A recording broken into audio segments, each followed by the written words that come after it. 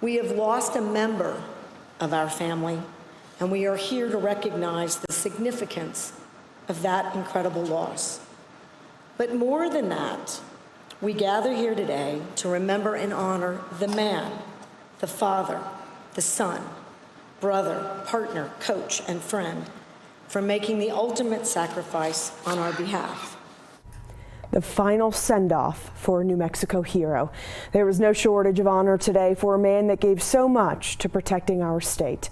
New Mexico State Police officers, friends, family, and the entire community came out in full force today to show how loved Justin Hare was. Our KOB4 team was there for all of today's events. Feliz Romero followed Officer Hare's procession through the metro. But we start tonight with Monica Logroño, who was there for the service and the many goodbyes inside the church today. Monica, a very emotional day for family and friends.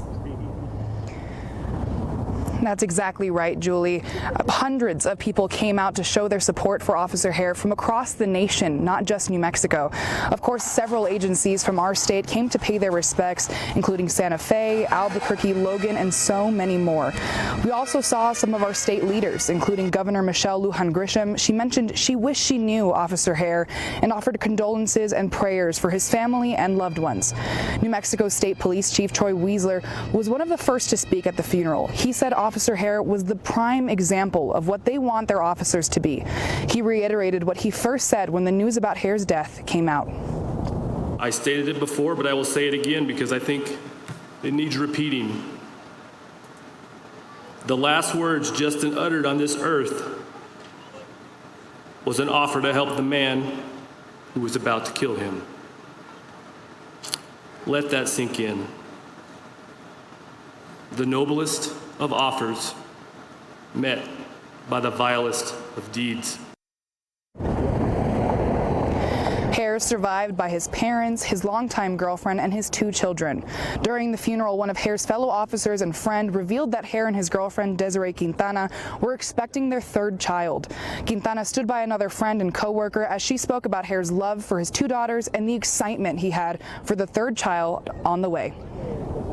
Desiree also shared with me that 2 days before his passing, they had found out that they were having a baby girl, and that when she told Justin, Justin just said, "Well, I guess I'm just meant to be a girl dad." They were both very happy. Throughout the day, those who knew Officer Hare described him as a person who is always willing to lend a hand and put others before himself. For now, I'm live outside of Legacy Church. Monica Logroño. Julie. All right, Monica, a lot of love in that church today. Thank you. Well, there was plenty of support coming from community members along the procession route. Law enforcement agencies started from Daniel's funeral services in Rio Rancho and made their way to Legacy Church in Albuquerque. New Mexicans stopped along the way to pay their respects.